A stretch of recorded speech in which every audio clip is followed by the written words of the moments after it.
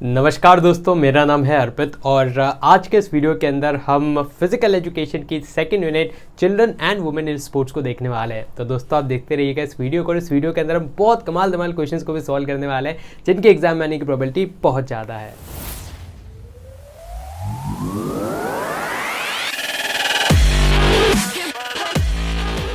तो दोस्तों आज के इस वीडियो के अंदर हम लेटेस्ट सीबीएसई के सिलेबस के साथ साथ चैप्टर को पढ़ेंगे, साथ ही हम इमेजेस के माध्यम से इस चीज़ को देखेंगे तो बहुत ही अच्छे से सारी चीज़ें क्लियर हो जाएंगी। देन इसके बाद में आपको इंपॉर्टेंट टॉपिक्स, केस बेस वाले जो क्वेश्चंस होते हैं वो, previous year question, sample paper question, practice question, MCQ question और भी बहुत सारी चीज़ें यहाँ पर हम सॉल्व करेंगे साथ में। तो एकदम कॉम्प्रिहेंसिव इलेक्शन रहेगा और वन शॉट के अंदर हम इस कंप्लीट चैप्टर को यहाँ पर कवर करेंगे। साथ ही फ्री नोट्स आपको डिस्क्रिप्शन मिल जाएंगे। तो आइए स्टार्ट करते हैं हमारे इस वीडियो को। तो आइए अब हम स्टार्ट करते हैं यूनिट सेकंड को पढ़ना और इस यूनिट का नाम है children and women in sports. बहुत ही कमाल की यूनिट है और यहाँ से अक्सर बहुत सारे क्वेश्चंस आते हैं आपकी फाइनल एग्जाम में। तो क्या क्या यहाँ पर कंटेंट है उसको हम अच्छे से देख लेते हैं। तो एक्सरसाइज गाइडलाइन है, पिछली बार यहाँ से एमसीक्यू आया था एक। देन उसके बाद है कॉमन पोस्चरल डिफॉर्मिटी। अगर आपको कोई एक टॉपिक इंपॉर्टेंट मार्क करना है तो वो ये वाला टॉपिक ही है। देन इसके बाद इसमें हम वेरियस तरह की पोस्चरल डिफॉर्मिटीज़ देखेंगे। महिलाओं का कैसा क्या पार्टिसिपेशन है स्पोर्ट्स में, जिसके अंदर हम फिजिकल, साइकोलॉजिकल और सोशल बेनिफिट्स देखेंगे। देन फिर हम देखेंगे कि क्या स्पेशल कंसिडरेशन है, जिसमें थोड़ा सा आपका बायोलॉजी वाला टॉपिक आएगा, टेक्निकल टॉपिक है जिसमें हम मेनाक मेंस्ट्रुअल डिसफंक्शंस को यहाँ पर देखेंगे। फिर हम देखेंगे फीमेल एथलीट ट्रायड, क्या होता है ये, और इसके अंदर तीन चीज़ें ट्रायड है बेसिकली। तो ऑस्टियोपोरोसिस, एनेमोरिया और ईटिंग डिसऑर्डर को हम यहाँ पर देखेंगे। यार अब आप में से बहुत सारे बच्चों का एक डाउट था कि सर हम कैसे अपनी बोर्ड्स की तैयारी को बहुत ही अच्छे से सुनिश्चित करें, और जो बच्चे थोड़े अर्ली स्टार्ट करना चाहते हैं उनके लिए क्या गाइडलाइन रहनी चाहिए। तो यार मैंने बहुत सारी किताबों को सर्च किया प्रीवियस ईयर क्वेश्चन की, और उसमें से मुझे ये ओसवाल गुरुकुल की किताब बहुत ही अच्छी लगी। मैंने पर्सनली भी इसको ऑर्डर किया है और आप जो आगे क्वेश्चंस देखेंगे हमारे वीडियोज़ के अंदर उसमें भी हमने इस किताब के क्वेश्चंस का इस्तेमाल किया है। यहाँ पर बहुत ही क्रिस्प एनालिसिस कर रखा है पिछले 10 सालों के पेपर का। और यार सीबीएसई के एग्जामिनेशन में, खासकर क्लास 12 के एग्जामिनेशन में, जो मतलब पिछले साल के क्वेश्चंस रहते हैं बहुत ज़्यादा रिपीट होते हैं। तो इसलिए बहुत इंपॉर्टेंट है कि हम इस पैटर्न को जरूर से समझें, और यहाँ से हमें एक गाइडलाइन भी मिल जाती है कि हमें किस यहाँ पर तर्ज पे पढ़ाई को आगे बढ़ाना है और किस लेवल की तैयारी हमें करनी है। तो यार ये तो मस्ट हैव किताब है और ज़रूर से आपकी डेस्क पे रहनी चाहिए। लिंक्स मैंने आपको डिस्क्रिप्शन में दे दिए, तो वहाँ पर जाकर आप ज़रूर से इसको परचेज़ कर सकते हैं। देन क्या क्या आपको इसके अंदर मिलेगा, तो यार यहाँ पर आपको एक तो पूरा सिलेबस का कवरेज मिलेगा। देन उसके बाद लास्ट मिनट के कुछ सीक्रेट्स भी आपको इसमें देखने को मिलेंगे जो आपको एकदम लास्ट टाइम पे काम में आएंगे। देन प्रिसाइज सॉल्यूशन है। यार कई बार ऐसा रहता है कि सॉल्यूशन में बड़े बड़े पूरे पोथे के पोथे वहाँ पर डाल देता है, तो ऐसा नहीं है। देन उसके बाद इन डेप्थ एक्सप्लेनेशन से आपके पास आंसर्स की कि जो आंसर आप एक्चुअल में एग्जाम में लिख पाएँ, तो बहुत ही कमाल का है। और ये जो किताब है इसमें आपको English, physical education, computer science, physics, chemistry, maths, PSM वाली, हालांकि आपको कॉमर्स और बाकी वाली चीज़ें भी मिल जाएंगी। तो लिंक्स हैं डिस्क्रिप्शन में, वहाँ से आप जरूर से इनको चेकआउट कर लेना। बढ़ते हम आगे और पहला टॉपिक है अपने पास कि कौन कौन सी एक्सरसाइज गाइडलाइंस है। WHO है ना, WHO क्या होता है, तो ये बेसिकली अपने पास होता है वर्ल्ड हेल्थ ऑर्गेनाइजेशन, है ना। तो इसको आपको याद रखना है। तो WHO is basically world health organisation, और इसकी क्या क्या गाइडलाइंस है इसको हमें देखना है ना।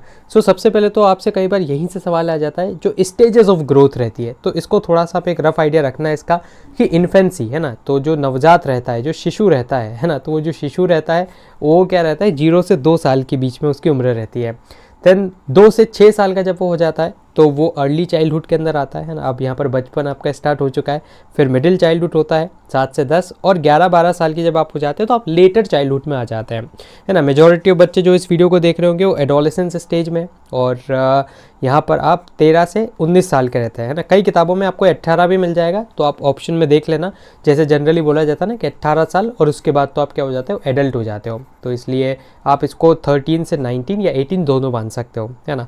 देन उसके बाद एडल्टहुड आपका रहता है 19 से 60 साल, है ना। तो 18 प्लस मतलब 19, और 19 से 60 साल तक आप एडल्ट होते हैं, और 60 प्लस में ओल्ड एज आपकी आ जाती है। तो ये क्लासिफिकेशन अपने को याद रखना है। एक सीबीएसई द्वारा जारी की गई किताब थी जिसके अंदर एक 0 से 2 साल या 4 साल का एक और क्लासिफिकेशन दे रखा था, तो आप इसको भी याद रख लेना, क्या पता एमसीक्यू में पूछ ले।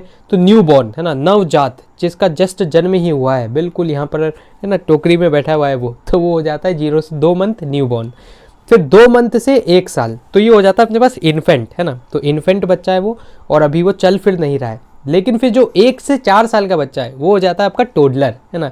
तो वो क्या हो जाता है, यहाँ से वो चलना भी सीख जाता है। तो वो टोडलर वाली कैटेगरी में आता है ना। टोडलर जो कि घुटने घुटने रेंग के चलते हैं, है ना, तो वो बच्चे टोडलर में आते हैं।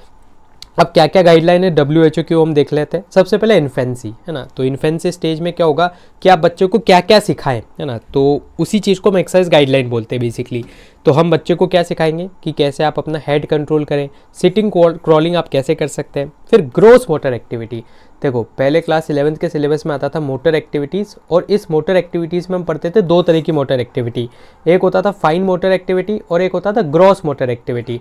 तो जो फाइन मोटर एक्टिविटी है ना, ये क्या होता है कि जब आप स्मॉल मसल्स के डेवलपमेंट पे फोकस करते हो। अब भाई साहब इतना सा नन्हा सा बालक है, अब इसको कहाँ पर आप स्मॉल मसल्स का डेवलपमेंट करवाओगे, तो पहले बड़ी मसल्स का डेवलपमेंट करवाया जाता है, जैसे पैरों की मसल हो गई, हाथों की मसल हो गई, सिर की मसल्स हो गई, तो इनका डेवलपमेंट को बोलते हैं ग्रॉस मोटर डेवलपमेंट, है ना। तो इस तरह के कीवर्ड्स को आप याद रखना एग्जाम के लिए।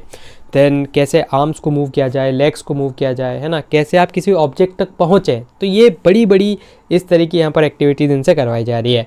फिर एक्सरसाइज लाइक थ्रोइंग हो गया, बॉल को कैच करना, किक करना, है ना, जिसमें बड़ी मसल्स का इस्तेमाल है, वही हम यहाँ पर 0 से 2 साल के बच्चे से करवाएंगे। फिर इसके बाद नेक्स्ट आ जाता है अर्ली चाइल्डहुड, है ना। अब बचपन स्टार्ट हो चुका है ना, पहले तो बहुत ही ज़्यादा शिशु था, है ना, अब वो बच्चा हो चुका है 3 से 6 साल, अर्ली चाइल्डहुड है अभी उसका। तो आपको क्या करना है कि पहला exercise to develop competence in movement, है ना। अब हम चाहते हैं कि थोड़ा सा वो चलना फिरना अच्छे से सीख जाए, पार्टिसिपेशन करवाएंगे उसको हम स्पोर्ट्स एक्टिविटी में, लेकिन अभी से उसको कंपटीशन नहीं खिलवाएंगे ना, वो भारत के लिए नहीं खेलेगा अभी से। देन उसके बाद फाइन मोटर स्किल्स, उम्मीद है अब आपको समझ में आ गया होगा फाइन मोटर स्किल्स क्या है। अब यहाँ पर फाइन जो मसल्स है ना, जैसे हाथों की उंगलियों को चलाना, हाथों में पेन पकड़ना, तो वो चीज़ें हम इसको सिखाएंगे। मिनिमम 1 घंटे की रेगुलर मीडियम एक्सरसाइज यहाँ पर करवाई जाएगी। रिक्रिएटिव इंजॉयबल मेथड रहेगा, है ना, यहाँ पर बहुत ज़्यादा ऐसा नहीं कि भाई साहब IIT JEE की किताब दे दी कि ले पढ़ भाई, 3 साल का बच्चा है ना, तो ऐसा नहीं, उसको फन एक्टिविटीज़ करवाई जाएंगे। जैसे आपने देखा भी होगा कि जो प्ले ग्रुप्स रहते हैं, नर्सरी रहता है ना, वहाँ पर क्या होता है कि बच्चे को भेजते हैं और आराम से अपनी एक्टिविटी करता है, क्लीन सेफ इन्वायरमेंट रखा जाएगा। फिर मिडिल चाइल्डहुड जब रहता है 7 से 10 साल, अब बच्चा बड़ा हो रहा है ना, अब यहाँ पर हम फाइन ग्रोथ दोनों मोटर डेवलपमेंट पे काम करेंगे। कोऑर्डिनेटिव स्किल्स यहाँ पर अब सिखाई जाएगी उनको, है ना, कि जैसे आप फुटबॉल खेल रहे हो तो आपको सामने भी देखना है और पैरों से बॉल को भी चलाना है, क्रिकेट खेल रहे हो तो आपको सामने बॉल को भी देखना है और बैट को भी चलाना है ना। देन उसके बाद आप यहाँ पर डेवलप करवाते हो उनके मूवमेंट के अंदर सिंक्रोनाइजेशन, है ना, बॉडी पार्ट्स को सिंक्रोनाइज यहाँ पर किया जाता है। फिर उसके बाद मेजर स्पोर्ट्स एक्टिविटीज़ से उनको इंट्रोड्यूस किया जाता है कि देख बेटा फुटबॉल होता है, क्रिकेट होता है, हॉकी होता है, वॉलीबॉल होता है, टेनिस होता है, और सोशल स्किल्स भी कहीं ना कहीं उनकी डेवलप की जाती है ना। सोशल स्किल्स मतलब अभी जो बच्चे रहते हैं उनका एक फ्रेंड सर्कल बन जाता है ना, जो 0 से 3 साल के बच्चे उनका फ्रेंड सर्कल नहीं है, लेकिन इनका धीरे धीरे फ्रेंड सर्कल बनना स्टार्ट हो जाएगा। फिर लेटर चाइल्डहुड 11-12 साल का, अब वो निब्बा वाली जो फेज़ है उसमें जाने के लिए बिल्कुल तैयार हो रहा है ना, तो यहाँ से डेवलप करवाया जाता है बॉडी कंट्रोल। देन उसके बाद स्ट्रेंथ, कोऑर्डिनेशन, एंड्योरेंस, है ना। एंड्योरेंस मतलब क्या होता है कि एक व्यक्ति की क्षमता जिससे वो थके नहीं या बहुत लंबे समय बाद थके, तो एंड्योरेंस डेवलप करवाया जाता है। टीम गेम्स खिलवाए जाते हैं ताकि एक स्पोर्टमैन स्पिरिट की भावना उसके अंदर डेवलप हो।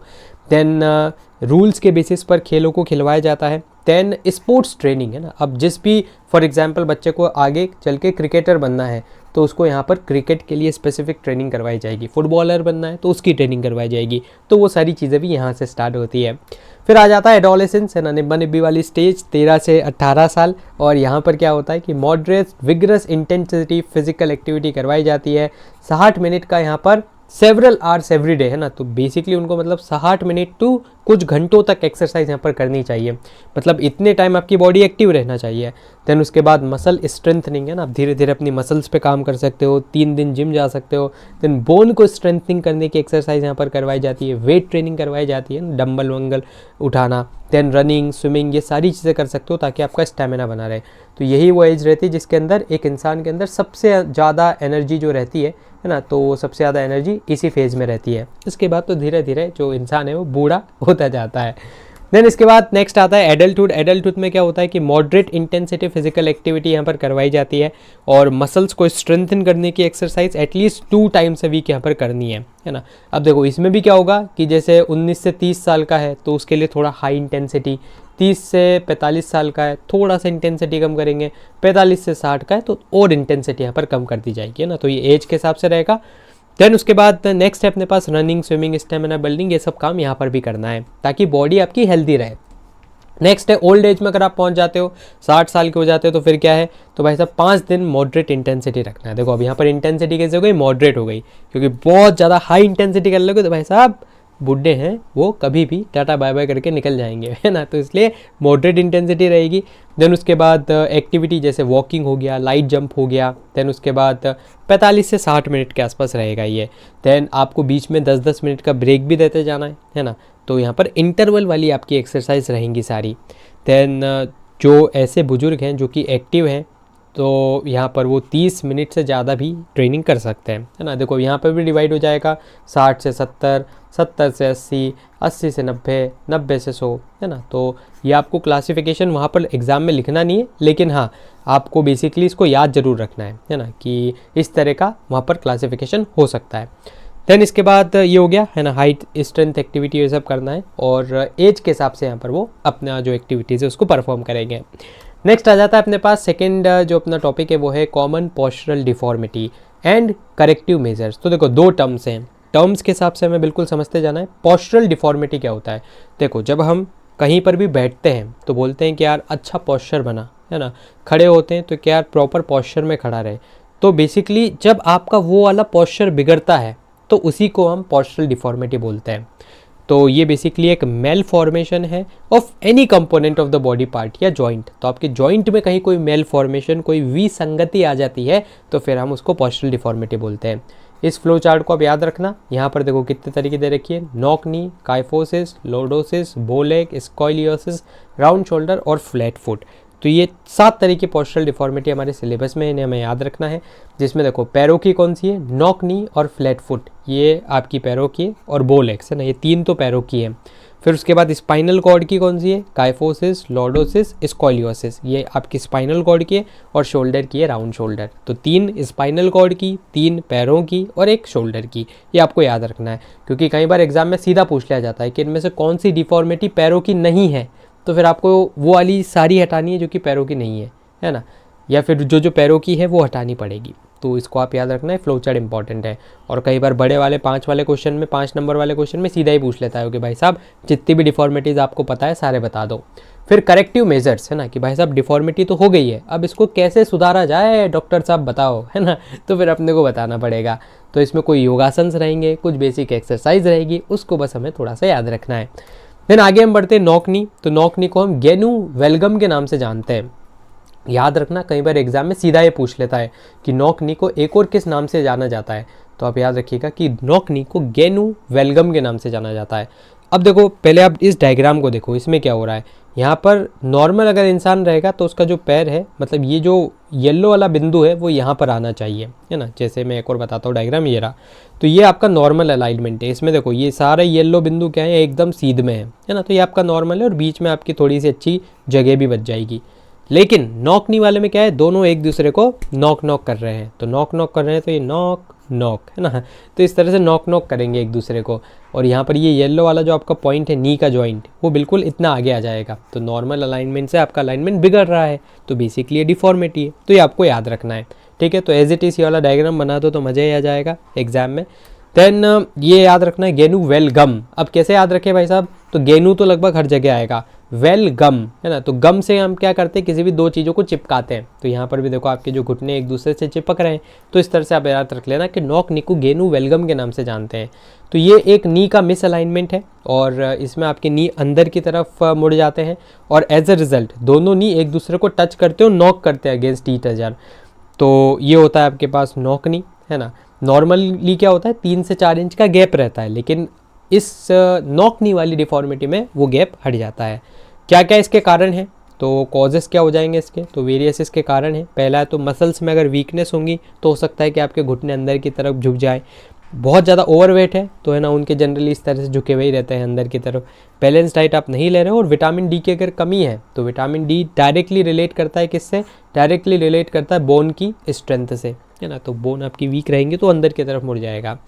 देन ये डायग्राम आपको बना के आना है। अब क्या क्या करेक्टिव मेजर है ना। तो इसमें देखो और कुछ आप याद रखो नहीं रखो, ये 2 आसन जरूर याद रखना, क्योंकि एग्जाम में यहाँ से क्वेश्चन आने के बजाय ज़्यादा चांसेस रहते हैं कि यहाँ से क्वेश्चन आए, है ना। क्योंकि आसन कम है तो वो यहाँ से क्वेश्चन पूछ लेता है कि बताओ कौन से वो आसन है जिससे आप क्या कर सकते हैं, आप बेसिकली नॉक नी की समस्या को क्योर कर सकते हैं। तो पहला तो हम नॉर्मल मेजर देखते हैं कि आउटवर्ड इंक्लाइनिंग सरफेस पे आप क्या कर रहे हो, वॉक कर रहे हो, है ना। तो इंक्लाइन, तो ये आपको हो गया इंक्लाइन, है ना। इंक्लाइन मतलब यूँ ऊपर की तरफ चढ़ा हुआ है, तो ये ऊपर की तरफ चढ़ना। तो जनरली जैसा पहाड़ चढ़ते हो, तो पहाड़ चढ़ते हो तो क्या है, ये ऊपर इंक्लाइन, नीचे आते हो तो हो जाता है डिक्लाइन। तो आउटवर्ड तरफ आपको पैर रखना है ना। तो देखो जैसे ये वाला पैर है आपका, तो आपको क्या करना है, कोशिश करना है कि ये बाहर की तरफ इसको रख के चलो। तो बाहर की तरफ रखोगे तो क्या होगा कि थोड़ा सा आपके गैप रहेगी यहाँ पर, तो गैप मेंटेन करके इंक्लाइन सरफेस पे चलोगे तो बाहर की तरफ प्रेशर लगेगा, और जैसे बाहर की तरफ प्रेशर लगेगा तो है ना, ये नॉक नी के सही होने की चांसेस बढ़ जाएंगे। देन उसके बाद आप क्या कर सकते हो कि एक्सरसाइज लाइक हॉर्स राइडिंग की जा सकती है। यहाँ से एक बार CBSE में क्वेश्चन आ चुका है। देन सोते समय आप अपने दोनों पैरों के बीच में पिलो रख सकते हो जिससे एक गैप बना रहे। देन सीधे सीधे आप खड़े रहोगे स्टैंडिंग इरेक्ट, तो भी आपका काम बन जाएगा। पद्मासन, देखो इस वाले आसन को हम बोलते हैं पद्मासन। अभी जो नेक्स्ट चैप्टर होगा ना 3rd, उसमें हम सारे आसन को देखेंगे, क्या उनके फ़ायदे नुकसान है, कॉन्ट्राडिक्शन है, क्या उनकी प्रोसीजर है, अच्छे से देखेंगे। तो ये आपका पद्मासन, और ये आता है गोमुख आसन, है ना। तो गोमुख आसन में क्या होता है, बिल्कुल गाय की तरह आपका मुंह हो जाता है, तो काउ फेस आसन भी इसको बोलते हैं। और पद्मासन ये बेसिकली रिलैक्स करने वाला आसन है, जनरली खाना वाना खाते हैं तो भी इस आसन में हम बैठ जाते हैं। तो ये 2 याद रखना, PG, है ना। तो आपको क्या करना है, नॉक नी सही करना है तो PG में जाना पड़ेगा। तो PG क्या है, पद्मासन और गोमुख आसन। फिर है फ्लैट फुट। फ्लैट फुट को एक और किस नाम से जानते हैं, पी प्लैनस, तो याद रखना, आ चुका है ये भी एग्जाम में। इसको एक और अल्टरनेट नाम से जानते हैं, वो है फॉलन आर्क, है ना। तो देखो जनरली हमारे पैर में इस तरह का एक आर्क रहता है, इसमें ये आर्क क्या हो जाता है, फॉल हो जाता है, मतलब बिल्कुल फ्लैट हो जाता है जैसे यहाँ पर है ना। तो जब आप वाटर प्रिंट टेस्ट करोगे ना, वाटर प्रिंट टेस्ट जो कि आप रोज़ ही करते हो, है ना, जब बाथरूम से निकलते हो बाहर, तो आपका जब पहला कदम पड़ता है सूखी ज़मीन पर, तो वहाँ पर आपका एक वाटर प्रिंट या एक पैरों का प्रिंट छप जाता है ना। तो उसी को बोलते हैं वाटर प्रिंट टेस्ट। तो जब आप वो करोगे तो पाओगे कि फ्लैट फुट में आपका बिल्कुल फ्लैट वहाँ पर फुट बनेगा, जबकि वाटर फुट यूँ जनरली नॉर्मली इस तरह का आपका कुछ बनना चाहिए ना, इस तरह से यहाँ पर यूँ गैप रहता है, तो ऐसा नहीं बनेगा। तो कोई आर्क नहीं रहता है फीट में, और इसके कारण क्या होता है कि आपको चलने में और बहुत सारी चीज़ों में परेशानी आती है। क्या इसका कारण है, तो कारण है कि वही पहला तो आपका पोस्चर इतना अच्छा नहीं है खड़े होने का, बैठने का। देन आप बहुत लंबे समय तक खड़े होते तो आर्क क्या होता है, धीरे धीरे सप्रेस हो जाता है। देन आपका बॉडी वेट बहुत ज़्यादा एक्सेसिव है, और प्रॉपर एक्सरसाइज नहीं करने के कारण भी फ्लैट फुट जैसी समस्याओं का सामना आपको करना पड़ सकता है। देन नेक्स्ट है अपने पास, है ना। तो ये डायग्राम आप एग्जाम में बना सकते हो, इतनी गैप यहाँ पर जनरली रहती है। फॉलन आर्क में ये बिल्कुल न के बराबर हो जाती है।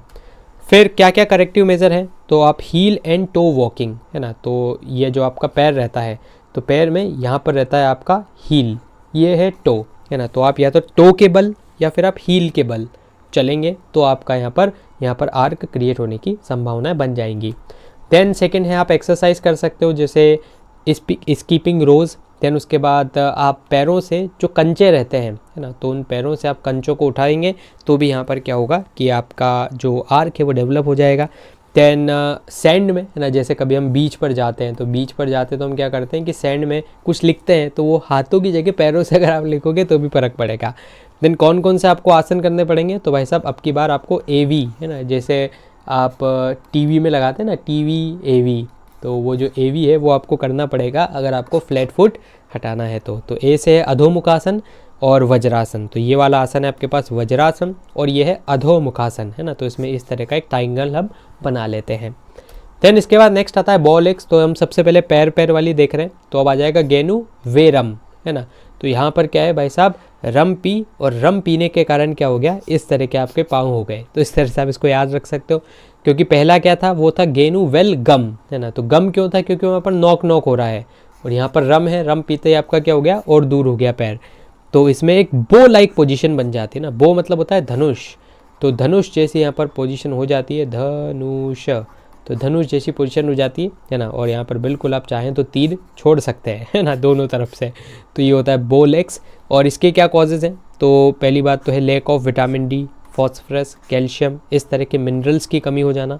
तो ये सब जनरली बच्चों में देखा जाता है ना, तो इन्फेंट एंड टोडलर्स के अंदर ये देखा जाता है कि शुरू में उनके पैर ऐसे रहते हैं, वो लेग्स, फिर बाद में वो क्योर हो जाते हैं।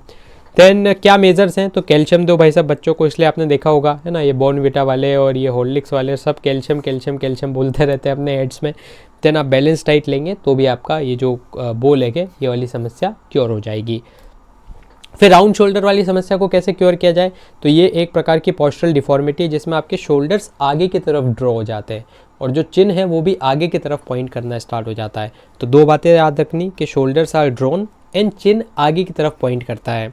क्या इसके कॉजेज़ हैं कि आप फॉल्टी फर्नीचर पर बैठ रहे हैं, आपका पोस्चर इतना अच्छा नहीं है जब आप कोई काम कर रहे हैं, जैसे पढ़ाई कर रहे हैं, देन सिटिंग स्टैंडिंग की इतनी अच्छी आपकी आदतें नहीं है, देन उसके बाद बहुत हैवी लोड लेकर आपको जाना पड़ रहा है ना। जैसे पुराने ज़माने में जब आप छोटे थे तब वहाँ पर आपको स्कूल्स में बहुत बहुत बड़ा बड़ा बैग लेके जाना पड़ता था ना। फिर बीच में एक नियम आया था कि भाई साहब अल्टरनेट डेज पर आपको किताबें लानी है और पहले से ही आपको बता दिया जाएगा कि इस दिन ये किताब लानी है ना, वो वाला नियम आया था।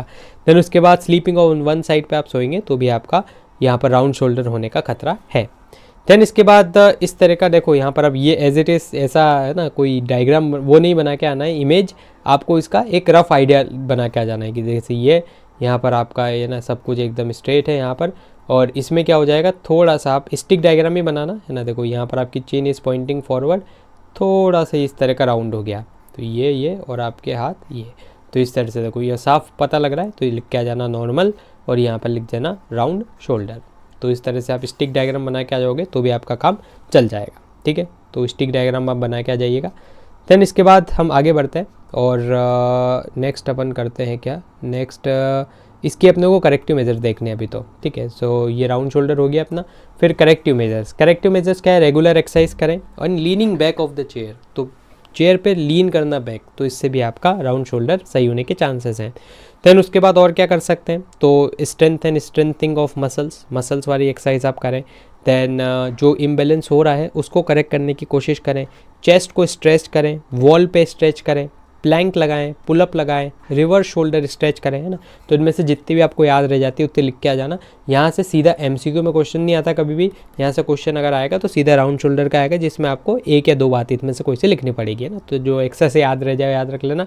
लेकिन अब ये जरूर याद रखना कि सीडी है ना, तो आपको राउंड शोल्डर सही करने के लिए सीडी लगानी पड़ेगी भाई सब डीवीडी प्लेयर में, है ना, या प्लेयर में। तो सी क्या होता है, चक्रासन, तो इस तरह से चक्री खेल जाना। और दूसरा है धनुरासन, है ना, तो यहाँ पर बिल्कुल आप तीर छोड़ सकते हो। तो ये आपका धनुरासन और चक्रासन से आप क्योर कर सकते हो।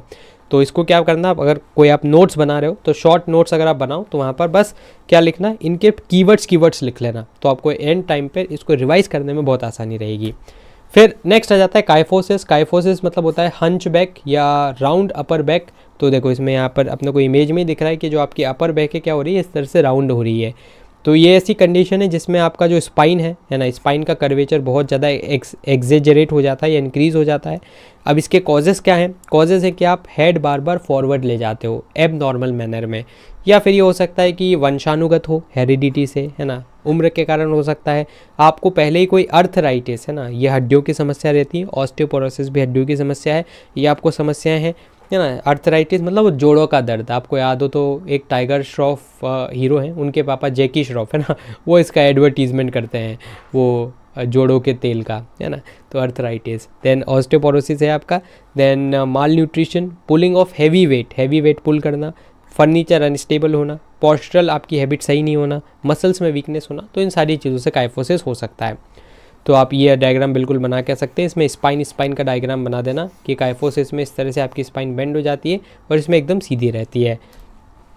किस तरह से क्योर किया जा सकता है, तो रेगुलर एक्सरसाइज करना, फिजिकल थेरेपी करना, स्विमिंग, है ना, इसमें स्विमिंग याद रख लेना है, बाकी तो सब कॉमन ही है। एक्सरसाइज करना स्ट्रेच बेंड से। देन उसके बाद आसन जरूर याद रखना, है ना, सीडी वहाँ पर लगा दी थी, उसके साथ आपको एक भुजंग भी चाहिए, है ना। तो अब की बार सीडी कैसे लगानी है, भुजा का इस्तेमाल करके लगानी है ना। तो कुछ इस तरह से आपको बनाना पड़ेंगे नेमोनिक्स। तो भुजंग आसन यहाँ पर, है ना, तो भुजा के साथ आपको क्या करना है, सीडी लगानी है। तो भुजंग आसन, चक्रासन और धनुरासन, तो ये तीन करना है। हमने क्या क्या देख लिया था, ये धनुरासन देख लिया था, ये आपका चक्रासन हो गया, और इस तरह का जो आसन रहता है ये आपका हो जाता है भुजंग आसन, ठीक है। तो इसमें आप आगे की तरफ यूँ करके ऊपर की तरफ पॉइंट करते हो और चेस्ट आपका इस तरह से यूँ बेंड हो जाता है ना। पीछे से जो पैर रहता है वो एकदम स्ट्रेट रहता है। तो ये होता है आपके पास काइफोसिस। फिर आ जाता है लॉर्डोसिस, है ना। लॉर्डोसिस एक कॉमन डिफेक्ट है और इसमें क्या होता है, लंबर कर्व, तो इस वाले कर्व को हम बोलते हैं लंबर कर्व, है ना। तो लंबर कर्व आपका प्रोनाउंस हो जाता है, मतलब पीछे की तरफ निकल जाता है, और फ्रंटल जो पोजीशन रहती है आपकी, इस वाले रीजन को बोलते हैं पेल्विक रीजन। तो ये पेल्विक रीजन जो रहता है ना, ये भी फॉरवर्ड टिल्ट हो जाता है ना, तो ये भी थोड़ा टिल्ट हो जाता है और आपका ये वाला जो कर्व है ये भी प्रोनाउंस हो जाता है, मतलब और ज़्यादा बड़ा हुआ दिखता है। तो कैसे इसको क्योर किया जाए, तो पहला है कि आप डेवलप करें अपने पेल्विक रीजन की स्ट्रेंथ को, और वो कैसे आप कर सकते हो, सिटअप्स के द्वारा, देन वॉल का टेका लगा के सिट करना है ना, बैठना, then pushing the trunk backward, तो अपने ट्रंक को बैकवर्ड पुश करना, then lying on the back पे आपको लाइन करना है, देन उसके बाद ये सब आप काम करते हैं तो आप लॉर्डोसिस को सही कर सकते हैं। कौन कौन से योगासन से यहाँ पर, तो एक है धनुरासन और हलासन है ना, तो आपको धनुरासन करना है और हल चलाना है। अब इसमें देखो कहाँ से क्वेश्चन आता है, हलासन से, क्योंकि ये नया आसन है। तो आप ये कैसे पहचानेंगे कि कहाँ से क्वेश्चन आएगा, जहाँ पर कुछ नई इन्फॉर्मेशन आपको दिखे है ना। धनुरासन 2-3 जगह रिपीट हो रहा है तो बहुत कम पॉसिबिलिटी है कि यहाँ से एमसीक्यू बने। हलासन एक ही जगह, तो यहाँ से ज़रूर बन सकता है, तो ये हलासन आपका रहेगा। देन इसके बाद नेक्स्ट है अपने पास स्क्वाइलियोसिस। तो स्क्वाइलियोसिस में क्या हो जाता है, ये बहुत ही आसान है। इसमें ये ग्रीक टर्म स्क्वाइलोस से डिराइव हुआ है, उसका मतलब होता है बेंट करना है ना, तो बेंट होना। एंड ये एक ऐसी पोजीशन है जिसमें आपकी क्या होती है, spine is tilted either side of the body, तो या तो आपकी स्पाइन इस साइड या इस साइड टिल्ट हो जाएगी। तो इसमें क्या होता है, बेसिकली जो लेटरल कर्वेचर है या साइडवे कर्वेचर है स्पाइन का, वो हो जाता है ना। और कई बार यहाँ से क्वेश्चन आ जाता है कि ऐसा कौन सा आपका डिसऑर्डर है जिसके अंदर यहाँ पर जो स्पाइन है वो सी शेप या एस शेप बनाती है। तो देखो यहाँ पर ये इसको सी शेप बोल दो, या पूरा देखोगे तो एस शेप है ना, तो या उल्टा एस, तो सी शेप एस शेप यहाँ पर बनता है, तो इसको अपन स्क्वाइलियोसिस बोलते हैं। तो इस तरह के शेप का कहीं आ जाए जिक्र तो आप सीधा स्क्वाइलियोसिस एमसीक्यू में लगा सकते हो। कैसे सही करोगे इसको, तो यहाँ पर माइल्ड स्क्वाइलियोसिस के लिए तो ज़्यादा ट्रीटमेंट की आवश्यकता नहीं है, वो बच्चों में ब्रेसेस लगा के ऑलरेडी ठीक हो ही जाता है। देन उसके बाद अदर्स में नीड अ सर्जरी, तो हो सकता है कि इसके लिए सर्जरी की भी आवश्यकता पड़ जाए। एंड और क्या कर सकते हैं, तो कोई हॉरिजॉन्टल बार है, उस हॉरिजॉन्टल बार पे लटकना। देन उसके बाद swinging should be done in opposite side of C shape है ना, तो जैसे आपका सी शेप कर्व यूँ है तो आपको स्विंग करना है यूँ है ना, इस साइड स्विंग करना है। Then breast stroke in swimming, ये भी याद रखना, यहाँ से भी एमसीक्यू बन सकता है कि स्विमिंग किस तरह की अगर हम करेंगे तो स्क्वालियोसिस होगा। तो ब्रेस्ट स्ट्रोक एक तरीका रहता है स्विमिंग का जिसमें आप स्क्वालियोसिस का क्योर पा सकते हैं। कौन कौन से आसन करना है आपके बार, तो टीए त्रिकोणासन एंड अधोमुखासन है ना। अधोमुखासन हमने पहले पढ़ा था, त्रिकोणासन थोड़ा नया है, तो त्रिकोणासन स्क्वालियोसिस में याद रखना। देन नेक्स्ट आ जाता है अपने पास महिलाओं का पार्टिसिपेशन स्पोर्ट्स में। तो देखो यार, जो महिलाओं का पार्टिसिपेशन है स्पोर्ट्स के अंदर, वो भारत में स्टार्ट होता है 1952 से, जब ओलंपिक गेम्स में पहली बार महिलाओं ने पार्टिसिपेशन किया था। और महिलाओं ने यहाँ पर पार्टिसिपेशन तो कर लिया, लेकिन पहली बार जो ओलंपिक में पदक जीता था वो जीता था 2000 के अंदर ओलंपिया गेम्स में कन्नम मल्लेश्वरी ने। सो कन्नम मल्लेश्वरी ने ओलंपिया गेम्स में 2000 में, सन 2000 में भारत के लिए वेट लिफ्टिंग में खिताब जीता था, और ये था एक ब्रोंज मेडल। ठीक है, तो आपको याद रखना है, कई बार एमसीक्यू में पूछ लिया जाता है कि वो कौन सी पहली महिला थी जिन्होंने यहाँ पर मेडल जीता था भारत के लिए ओलंपिक में, तो वो थी कन्नम मल्लेश्वरी। देन इसके बाद कुछ और फेमस स्पोर्ट्स वुमेन हैं, तो इनके आप नाम याद रख सकते हैं। कई बार आपसे पूछ लिया जाता है 2 मार्क में कि 4 स्पोर्ट्स वुमेन के नाम आप बताएं, तो कुछ कुछ आपको याद होंगी भी, सही नहीं है तो आप बता देना। इनके गेम आप यहाँ पर ज़रूर से याद रखना है ना। जैसे सानिया मिर्ज़ा क्या खेलती है, तो सानिया मिर्ज़ा जो है हमारी, वो खेलती है क्या, सानिया मिर्ज़ा, तो ये है हमारी, ये सानिया मिर्ज़ा है ना, ये खेलती है टेनिस, TENNIS। PT उषा है ना, तो ये करती थी स्प्रिंटिंग है ना, आपके पहले एक चैप्टर भी आता था PT उषा का बहुत पहले। देन साइना नेहवाल, तो साइना नेहवाल ये क्या करती है, साइना नेहवाल ये रहा, तो ये करती है बैडमिंटन खेलती है। PV सिंधु बैडमिंटन खेलती है ना, ये मैच द फॉलोइंग है ना, इसमें आप कंफ्यूज मत होना है, मैच द फॉलोइंग वाला क्वेश्चन है। और ये MC मैरी कॉम, तो ये मैंने ऑलमोस्ट सारे मैच कर भी दिए हैं है ना, तो साइना नेहवाल, MC मैरी कॉम, तो ये तो कुछ बहुत ही फेमस स्पोर्ट्स वुमेन है। आजकल क्रिकेट में भी बहुत सारी महिलाएं फेमस है ना, जैसे एक है स्मृति मंधाना, तो उनका नाम आप याद रख सकते हैं, हरमनप्रीत कौर। देन उसके बाद मिताली राज, और अभी अभी में एक और बहुत फेमस हुई है श्रेयंका पाटिल है ना। तो ये 4-5 महिलाएं जो कि बहुत ज़्यादा फेमस हैं, इनका नाम तो याद रखना। इनके अलावा भी बहुत सारी महिलाएं जो कि अलग अलग क्षेत्रों में कंट्रीब्यूट कर रही हैं है ना, जैसे अवनी लेखरा है ना, जो कि पैरा ओलंपिक्स में जिन्होंने गोल्ड मेडल जीते थे भारत के लिए। तो इस तरह से आप और भी अपने हिसाब से कुछ याद रखना चाहें तो रख सकते हैं, ये बेसिक है जिनको आपको एटलीस्ट इनका तो नाम याद रहना ही चाहिए। फिर उसके बाद वो कौन से फैक्टर रिस्पॉन्सिबल है जिससे लेस पार्टिसिपेशन हो रहा है महिलाओं का स्पोर्ट्स में है ना, तो हमारे सिलेबस में 3 फैक्टर ही दे रखे हैं। तो वो है अपने पास एक तो फिजिकल फैक्टर है ना, मतलब शारीरिक तौर पर अगर हम देखें तो वो कौन से फैक्टर हैं, तो शारीरिक तौर पे जो फैक्टर्स हैं वो।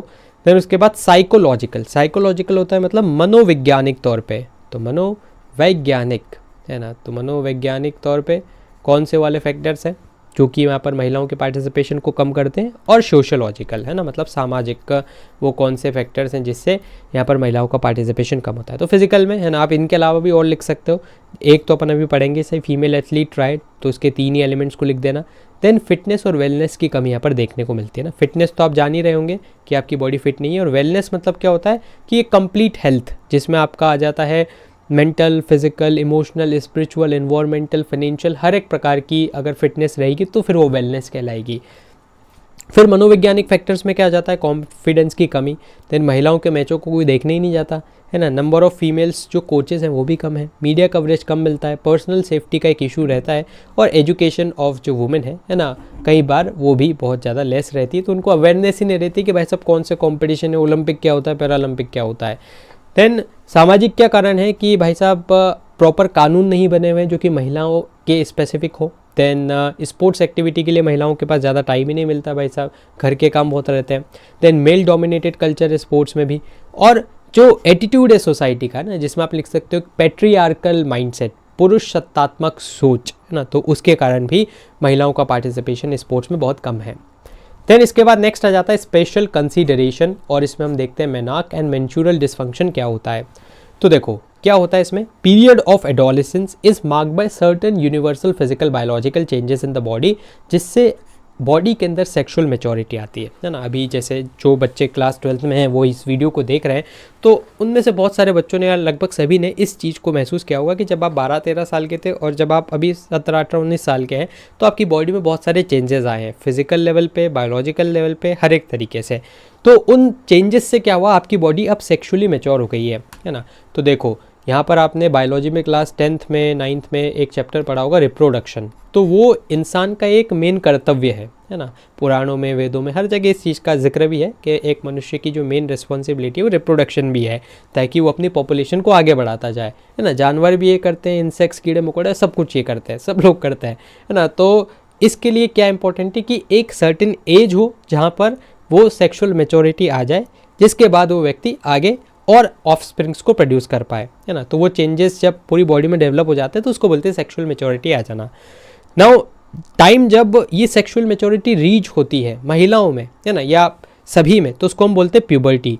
और जो फर्स्ट मेंस्ट्रुएशन रहता है ये यूजुअली कंसिडर किया जाता है the point of sexual maturity for girls है ना। तो प्यूबर्टी जो रहती है वो रीच होती है, और जब पहला मेंस्ट्रुएशन है, मेंस्ट्रुएशन को हम हिंदी में बोलते हैं मासिक चक्र है ना। तो ये जो मासिक चक्र होता है महिलाओं के अंदर, जो कि आप पीरियड के नाम से भी जानते हो, तो जब ये पहला पीरियड आता है महिलाओं के अंदर तो इसको हम क्या बोलते हैं, इसको हम बोलते हैं कि अब महिलाओं ने, या जो गर्ल है उसने सेक्सुअल मैच्योरिटी अटेन कर ली है, and now she is ready to produce offspring है ना। तो जब भी वो 13-14 साल की, 15 साल की उम्र तक में भी ये स्टार्ट होती है, तो इसी को मेनार्क बोलते हैं। तो एग्जाम में क्या आ सकता है, सीधा 2 मार्क में आपसे पूछ सकता है, 3 मार्क में पूछ सकता है कि मेनार्क क्या होता है, या सीधा आपसे डेफिनेशन आपको उसमें दे दो और एमसीक्यू में पूछ ले कि first menstruation is called in women's या गर्ल्स, तो फिर आपको वहाँ पर मेनार्क पे टिक करना पड़ेगा। उम्मीद है ये वाली टर्म आपको क्लियर हो गई है ना, मेनार्क, क्योंकि यहीं से क्वेश्चन आएगा, यहाँ से क्वेश्चन आने के चांसेस कम है। तो मेनार्क याद रखना क्या होता है, फर्स्ट मेंस्ट्रुएशन, बस इतना भी याद रखोगे तो काम चल जाएगा। और किस में होता है याद रखना, गर्ल्स में होता है ना, बॉयज़ में मत टिक करके आ जाना। देन उसके बाद मेनार्क एंड मेंस्ट्रुअल डिसफंक्शन है ना। थोड़ा अगर आपको और ये secondary and primary sexual characteristic समझना है, जो कि आपने क्लास 10th की बायोलॉजी की किताब में देखा ही होगा कि क्या क्या चेंज आते हैं महिलाओं में और पुरुषों में। तो महिलाओं के अंदर हाइट वेट बढ़ता है ना, फैटी टिश्यूज़ यहाँ पर डेवलप होने लग जाते हैं, हिप ब्रॉड होने लग जाते हैं, हेयर ग्रो होते हैं। देन उसके बाद वॉइस थोड़ी सी श्रिल हो जाती है ना, पतली आवाज़ रहती है, एंड ब्रेस्ट का डेवलपमेंट होता है। जबकि बॉयज़ में हाइट वेट इंक्रीज होता है, मसल डेवलपमेंट होता है, शोल्डर ब्रॉड हो जाता है। देन उसके बाद हेयर आपके आने स्टार्ट हो जाते हैं ना, दाढ़ी मूछें सब तभी आती है। वॉइस अब आपकी थोड़ी सी क्या हो जाती है, ब्रेक करना स्टार्ट होती है थोड़ा सा है ना, जो वो बोलते हैं ना हिंदी में मर्दाना आवाज़, वैसी आपकी हो जाती है। एंड साइज़ ऑफ पेनिस भी इंक्रीज होती है ना, क्योंकि अब बॉयज़ भी किसके लिए तैयार होंगे, इनमें भी सेक्सुअल मैच्योरिटी आएगी ताकि ये भी आगे चलकर रिप्रोड्यूस कर पाए। So process in which female reproduction system mature and body अपने आप को पोटेंशियल प्रेगनेंसी के लिए प्रिपेयर करती है, इसी को हम क्या बोलते हैं, इसी को बोलते हैं हम सेक्सुअल मेच्योरिटी, है ना, कि भाई साहब ये सेक्सुअल मेच्योरिटी आ गई।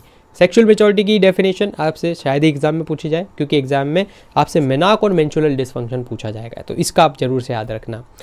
देन इसके बाद स्पेशल कंसिडरेशन में मेंस्ट्रुएशन, है ना, मेंस्ट्रुएशन भी टर्म, इसको आप समझ लीजिए, हो सकता है एग्जाम में सीधा ना पूछा जाए, तो इसको हम पीरियड या ब्लीडिंग, है ना, या मासिक चक्र, इन सभी नामों से जानते हैं।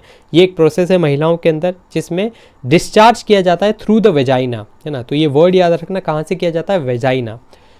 ब्लड एंड अदर मटेरियल्स, तो खून और उसके साथ कोई और दूसरा मटेरियल। अब वो मटेरियल क्या है वो आपके काम के लिए नहीं है ना, वो फिजिकल एजुकेशन में नहीं पढ़ना, अगर आप डॉक्टर वगैरह बनेंगे तो फिर आपको पता रहना चाहिए। From the lining of the uterus, है ना, तो यूटेरस रहता है उसकी लाइनिंग से जब ये मैटर डिस्चार्ज होता है वजाइना के through about A monthly interval, है ना, तो पूरी एज इट इज़ डेफिनेशन याद रखना कि 1 महीने के अंतराल में, फ्रॉम प्यूबर्टी अंटिल मेनोपोज। भाई साहब अब ये मेनोपोज क्या है, तो मेनोपोज वो एज है जब महिला को मेंस्ट्रुएशन होना बंद हो जाता है ना, तो जनरली 50 साल के आसपास की जब महिला हो जाती है तो फिर उसको है ना वो रिप्रोडक्शन नहीं कर पाती है, उसका मेन कारण यही कि मेंस्ट्रुएशन होना बंद हो गया है, तो इस चीज़ को मेनोपोज बोलते हैं। और प्यूबर्टी जहाँ से आपका मेना बेसिकली स्टार्ट हुआ है ना, तो तब आपको मेंस्ट्रुएशन होता है। अब ये कब नहीं होता है, तो प्रेगनेंसी के दौरान ये होना बंद हो जाता है। देन उसके बाद this discharging process last up to 3 to 5 days, 3 से 5 दिनों तक ये चलता है। जनरली आपने सुना भी होगा, जो महिलाएं हैं वो तो बिल्कुल सब समझ रही होंगी, जो पुरुष है उनके लिए थोड़ा सा नया कंसेप्ट है, अगर उनने पहले कहीं नहीं सुना है तो, कि 3 से 5 दिनों तक ये पीरियड्स चलते हैं। एंड यूजुअली जो वेट होता है, then women usually have periods until about, है ना, 45 से 55 की उम्र तक के पीरियड्स रहते हैं। तो इसका मतलब क्या हो कि इसके बाद जो महिलाएं वो बच्चा पैदा नहीं कर पाएंगी, मेनोपॉज यहाँ पर अचीव हो जाता है, ठीक है। तो बेसिकली जो बच्चा पैदा होता है उसके लिए सबसे मेन कंडीशन क्या है कि जो महिला है उसको बार बार ये मेंस्ट्रुएशन या जो पीरियड्स हैं वो आए, है ना, क्योंकि वो पीरियड्स आते हैं, तो पीरियड्स के टाइम पे क्या होता है, या फिर जब पीरियड्स क्यों आ रहे हैं बेसिकली, क्योंकि वो जो एग है वो मैच्योर हो गया है, वो फर्टिलाइज नहीं हो पाया है ना, तो वो जो ये अदर मटेरियल्स क्या है बेसिकली, कि वो जो एग है जो बॉडी में डेवलप हुआ था ताकि वो फर्टिलाइज हो जाए और एक ऑफ स्प्रिंग जनरेट हो, लेकिन बेसिकली वो एग फर्टिलाइज नहीं हो पाए तो उसको बाहर निकालना पड़ेगा, तो बाहर निकालने की जो प्रोसेस है वही बेसिकली आपकी मेंस्ट्रुएशन है ना। इसीलिए देखो प्रेगनेंसी में नहीं हो रहा है, क्योंकि प्रेगनेंसी में एग फर्टिलाइज होकर अब आगे बच्चा बनेगा, है ना, तो कैसे ही वो क्यों निकालेगा फिर। लेकिन अगर प्रेगनेंसी नहीं हो रही है तो फिर वो डिस्चार्ज कर दिया जाता है, तो हर, है ना, बार वो नया डेवलप होता है। इसलिए बोला जाता है कि महिला अगर 35 से 40 की उम्र के पहले तक अगर प्रेग्नेंट हो जाती है तो बहुत अच्छा रहता है ना, उसके बाद फिर वो जो फ्रीक्वेंसी वो कम हो जाती है ना, तो इसलिए आपने देखा होगा जनरली कि 40 साल के बाद महिलाओं को बच्चे बहुत कम होते ज़रूर है, क्योंकि अभी वो मेनोपॉज नहीं अचीव किया है, लेकिन हाँ कम हो जाता है वो रेट, और पहले बहुत होते हैं। तो ये आपने जनरली अपनी सोसाइटी में ऑब्जर्व भी किया होगा। अब स्पेशल कंसिडरेशन है ना, इन दोनों की डेफिनेशन हमने देख ली कि फर्स्ट मेंस्ट्रुअल साइकिल है जहाँ पर ब्लीडिंग होती है और ये एक सेंट्रल इवेंट है फीमेल की प्यूबर्टी का। देन मेंस्ट्रुअल डिसफंक्शन क्या होता है, देखो अब जब, इसलिए हमने मेंस्ट्रुएशन की डेफिनेशन पढ़ी कि जब ये जो मेंस्ट्रुएशन है ये प्रॉपरली नहीं आएगा, है ना, तो बेसिकली उसमें क्या होगा, डिसऑर्डर या इरेगुलरिटी आ जाएगी, तो उसी को अपन यहाँ पर क्या बोलेंगे, मेंस्ट्रुअल डिसफंक्शन। अब इसमें क्या क्या हो सकता है, एबनॉर्मल ब्लीडिंग हो सकती है ना, तो ये सारी चीज़ें यहाँ पर हो सकती है। तो ये आप डेफिनेशन को याद रख सकते हो कि एक नॉर्मल कंडीशन रहती है महिलाओं के मेंस्ट्रुअल साइकिल में, और नॉर्मल जो रेंज रहती है 21 से 35 दिन के बीच में, है ना, यहाँ पर आपका जो पीरियड है वो आता है। लेकिन अगर ये 21 दिन से पहले आ रहा है या फिर 35 दिन के बाद आ रहा है तो बेसिकली ये प्रॉब्लम है ना, मतलब पीरियड इतना जल्दी भी नहीं आना चाहिए और इतना बाद में भी नहीं जाना चाहिए। और अगर यहाँ पर 3 या 3 से ज़्यादा पीरियड्स को एक महिला मिस कर देती है ना, तो ये आपका मेंस्ट्रुअल प्रॉब्लम के अंदर ही कैलकुलेट किया जाएगा। और क्या हो सकता है मेंस्ट्रुअल डिसफंक्शन के अंदर, तो उसमें आपका रह सकता है कि मेंस्ट्रुअल जो फ्लो है वो बहुत ज़्यादा लाइट है या हैवी है ना, in comparison to usual cycle. या फिर आपका जो साइकिल हमने भी पढ़ा 3 से 5 दिन जनरली रहता है, लेकिन ये 7 दिन या उससे ज़्यादा हो रहा है तो भी ये मेंस्ट्रुअल डिसफंक्शन है ना। फिर बहुत ज़्यादा पेन होना, क्रैम्पिंग होना, वॉमिटिंग होना, देन एक्सेसिव ब्लीडिंग होना, तो ये सारी चीज़ें आपकी मेंस्ट्रुअल डिसफंक्शन के अंदर काउंट होती है, तो उसको आप याद रखना है ना। इस डायग्राम को आप इग्नोर कर सकते हो क्योंकि ये बहुत ज़्यादा डीप बायोलॉजी के लिए अपने काम का नहीं है। फिर क्या कॉजेज़ हैं, ओवरवेट होना महिलाओं का, स्ट्रेस होना, डाइटरी डिसऑर्डर होना, डिजीज़ होना, सडन चेंज हो जाना एक्सरसाइज शेड्यूल में, ट्रैवलिंग, मेडिकल कॉम्प्लिकेशंस, है ना, तो इस तरह से जो भी आपके दिमाग में है सब यहाँ पर लिख के आ जाना। फिर आ जाता है लास्ट टॉपिक अपना स्पेशल कंसिडरेशन में नाक क्या होता है ना, स्पेशल कंसिडरेशन। और स्पेशल कंसिडरेशन के बाद अपन जो लास्ट वाला टॉपिक है बेसिकली अपना फीमेल एथलीट ट्रायड है ना, तो फीमेल एथलीट ट्रायड तो ये क्या होता है। तो देखो फीमेल एथलीट ट्रायड में बेसिकली क्या होता है कि जो स्पोर्ट्स रहता है जैसे जूडो, बॉक्सिंग, रेसलिंग, टाइकवॉन्डो, उसमें बहुत ज़्यादा प्रेशर बॉडी पे एथलीट पे अप्लाई होता है ना, तो क्योंकि उनको अपना शेप और वेट ये सब मेंटेन करना रहता है। दैन जब वो पार्टिसिपेट करते हैं डिस्टेंस रनिंग में, साइकिलिंग में, क्रॉस कंट्री रेस में, दैन उनको बैलेंस डाइट लेनी पड़ती है, हाई अमाउंट ऑफ एनर्जी है ना उनकी रिक्वायरमेंट रहती है। तो इतने सारे प्रेशर के कारण क्या होता है जो एथलीट की हेल्थ होती है वो बहुत ही रिस्क पे आ जाती है, और इसके कारण फीमेल एथलीट ट्रायड होने की समस्या है। 3 बीमारियां एक साथ चिपक सकती है ना। और इस ट्रायड वाला टर्म जो था पहली बार American college of sports medicine में 1992 में दिया गया था। 3 कंपोनेंट हैं, एक है डिसऑर्डर्ड ईटिंग, एक है एमेनोरिया और एक है ऑस्टियोपोरोसिस। तीनों क्या होते हैं एक एक करके समझते हैं हम। तो सबसे पहले आ जाता है ऑस्टियोपोरोसिस, आपकी हड्डियाँ जो होगी वीक हो जाएगी, बोन डेंसिटी में लॉस होगा और इम्प्रॉपर बोन का फॉर्मेशन होगा due to insufficient amount of calcium है ना। तो कैल्शियम आपकी बॉडी में प्रॉपर अमाउंट में नहीं गया है तो इसलिए हड्डियों में दिक्कत आएगी। एमेनोरिया में क्या होता है, ये एक ऐसा मेंस्ट्रुअल डिसऑर्डर है जिसमें female of 18 years and above either never began menstrual cycle उनका हुआ ही नहीं है या एब्सेंस हो रहा है menstrual cycle for 3 and more months है ना। तो अभी हम जो समस्या देख रहे थे वहाँ पर कि 3 या उससे ज़्यादा महीने तक अगर किसी महिला को पीरियड नहीं आ रहा है या वो 18 की हो चुकी है और अभी तक पीरियड नहीं आ रहा है तो फिर उसको एमेनोरिया की समस्या हम बोलेंगे है ना। तो बेसिकली क्या होता है, cessation of the women's menstrual cycle for more than 3 month, 3 month से ज़्यादा सिसेशन मतलब स्टॉप हो जाना मेंस्ट्रुअल साइकिल का। और इस ईटिंग डिसऑर्डर क्या है कि जब आप इरेगुलर ईटिंग करते हो, और ये बेसिकली एक तरह की मेंटल समस्या रहती है। इसको हम आगे और अच्छे से देखेंगे, 2 तरह का रहता है, एनोरेक्सिया नर्वोसा और बुलिमिया। तो वो क्या होता है ना, तो एनोरेक्सिया नर्वोसा और बुलिमिया नर्वोसा 2 तरह का ये होता है। और इसमें बेसिकली ये एक प्रकार की मेंटल इलनेस है जिसमें जो इंडिविजुअल है वो प्रॉपर डाइट नहीं लेता है, और लेता है तो फिर वॉमिटिंग वगैरह वो कर लेता है। देन एमेनोरिया, ये भी 2 तरह का होता है, प्राइमरी एंड सेकेंडरी। प्राइमरी क्या होता है, प्राइमरी बेसिकली अगर मेंस्ट्रुएशन साइकिल अभी तक स्टार्ट ही नहीं हुआ है तो फिर आप उसको प्राइमरी एमेनोरिया बोलेंगे। और सेकेंडरी एमेनोरिया क्या हो जाएगा कि वुमेन जिसने ऑलरेडी मेंस्ट्रुएशन करना स्टार्ट कर दिया है लेकिन 3 महीने या उससे ज़्यादा की गैप हो गई तो सेकेंडरी के अंदर काउंट हो जाएगा है ना। वहीं पर एनोरेक्सिया नर्वोसा और बुलिमिया क्या होता है, सो एनोरेक्सिया के अंदर बेसिकली क्या होता है कि mainly refer to starving on person. तो एक महिला है ना वो क्या ऑन पर्सन स्टार्विंग करेगी। स्टार्विंग करना मतलब अपने आप को भूखा मारना, तो अपने आप को भूखा मारेगी। वो क्यों मारेगी है ना, क्योंकि पेशेंट्स आर वेरी थिन, वो पहले ही पतली है लेकिन वो कांच में अपने आप को देखेगी, उसको लगेगा अरे यार देखो इतना एक्स्ट्रा फैट आ गया, अब मैं क्या करती हूँ वापस डाइटिंग करती हूँ है ना। तो वहाँ पर वो अपने आप को स्टार्व करते हैं या बहुत कम खाते हैं, और इससे इस एनोरेक्सिया नर्वोसा से क्या हो सकता है, एमेनोरिया मतलब वो मेंस्ट्रुएशन साइकिल बिगड़ सकता है, ऑस्टियोपोरोसिस बिगड़ सकता है, इनफर्टिलिटी की वहाँ पर समस्या देखने को मिल सकती है। जबकि बुलिमिया नर्वोसा इसका उल्टा है ना। इसमें क्या करता है, इसमें तो देखो आप अपने आप को भूखा मार रहे थे, स्टार्व कर रहे थे, यहाँ पर आप क्या करते हो बिंज ईटिंग करते हो, दे दनादन दन खाते हो, कह रहे भाई अभी तो मैं बहुत पतली हूँ है ना, मैं खाती हूँ तो मैं तो अच्छी शेप में आ जाऊँगी, लेकिन फिर जैसे ही कांच में देखती हो अरे भाई साहब मैं इतना खा लिया कहीं ओवरवेट ना हो जाऊँ, तो फिर वो क्या करती है पर्ज करती है ना, उल्टी करती है, मतलब खुद से वॉमिटिंग कर लेती है। तो उसमें क्या होता है कि वो वापस यहाँ पर उसको इस तरीके से समस्या हो सकती है, एमेनोरिया, ऑस्टियोपोरोसिस है ना। तो दोनों एक दूसरे से अपोजिट है, लेकिन दोनों में फिर जो फाइनल रिजल्ट होगा वो ऑस्टियोपोरोसिस एमेनोरिया यही रहेगा। तो ये आप याद रखना, एनोरेक्सिया नर्वोसा और बुलिमिया है ना। तो ये अगर इमेज भी आपको याद रह जाएगी तो आपका काम बन जाएगा कि एक पहले ही पतली है और ज़्यादा डाइटिंग कर रही है, एक ठीक ठाक शेप है लेकिन वो क्या है बहुत ज़्यादा खा रही है, फिर मिरर में देख रही है कह रहा है यार मैं तो बहुत मोटी हो गई, फिर वापस वो क्या कर रही है पर्जिंग कर रही है ना, वोमिटिंग कर रही है। तो ये आप याद रखना।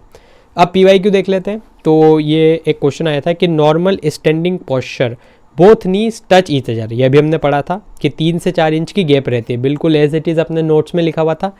Then it is due to genu valgum है ना, वेलगम में अपने क्या पढ़ा था कि दोनों एक दूसरे को नॉक नॉक कर रहे हैं। It can develop due to an injury और infection in the knee, leg, rickets, severe lack of vitamin D and ये सब। तो बिल्कुल भाई साहब ये रीज़न भी सही है, एसर्शन भी सही है, तो दोनों ही सही है और ये करेक्टली एक्सप्लेन भी कर रहा है ना। तो ये बहुत ही आसान सा क्वेश्चन है, सीधा अपने नोट से सॉल्व हो रहा है। 2024 का जो पेपर हुआ था उसमें वाला क्वेश्चन आया था।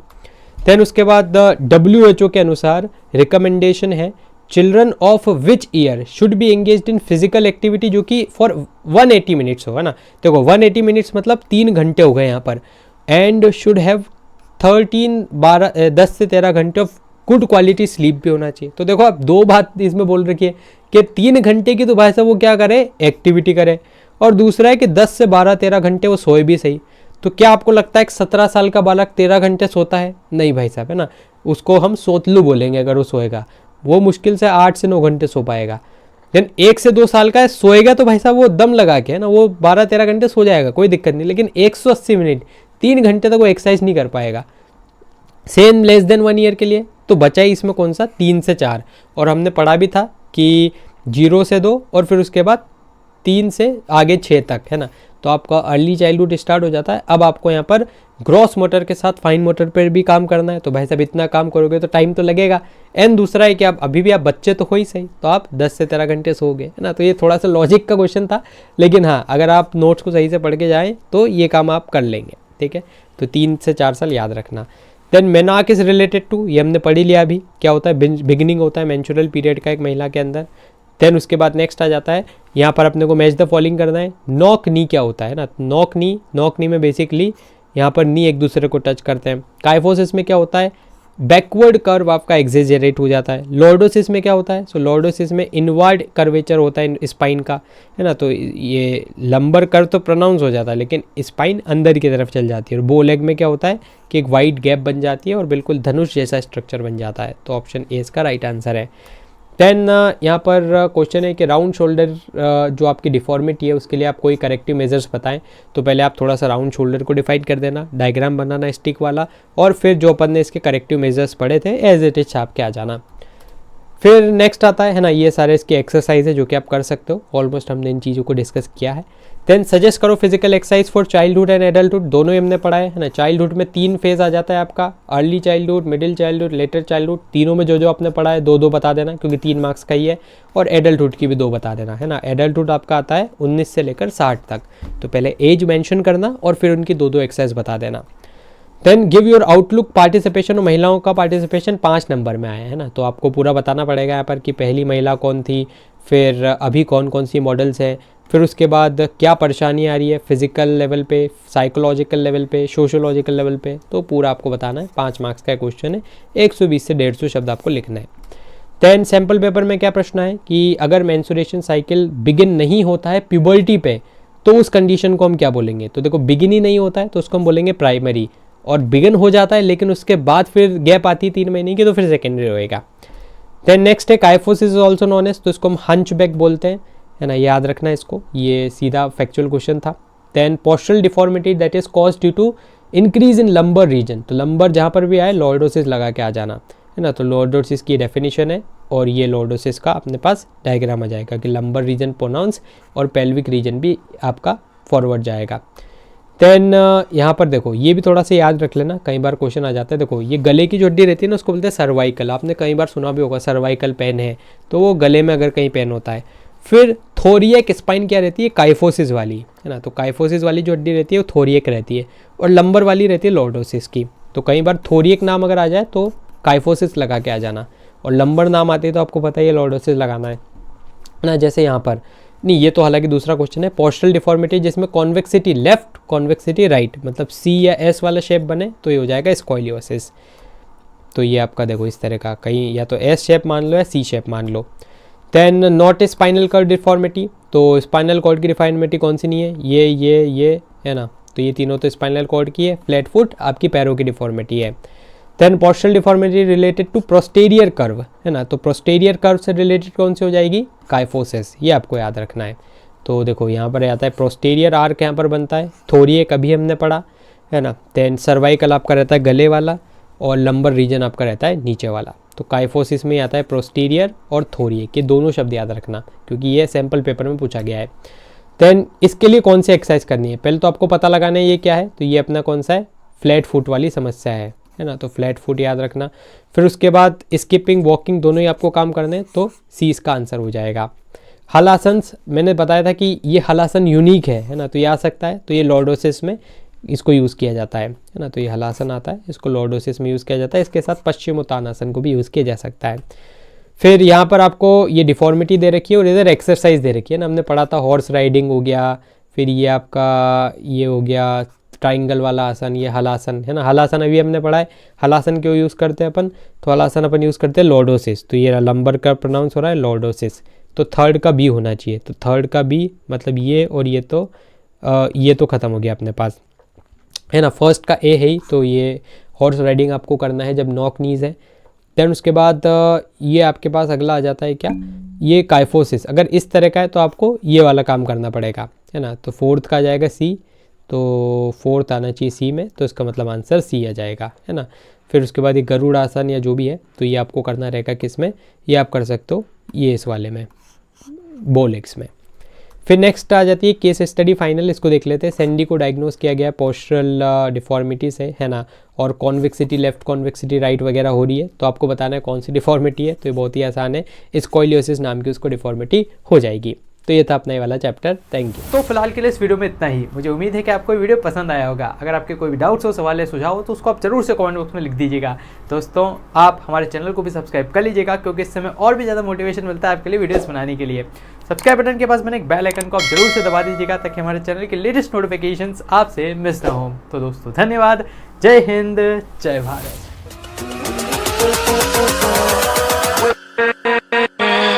With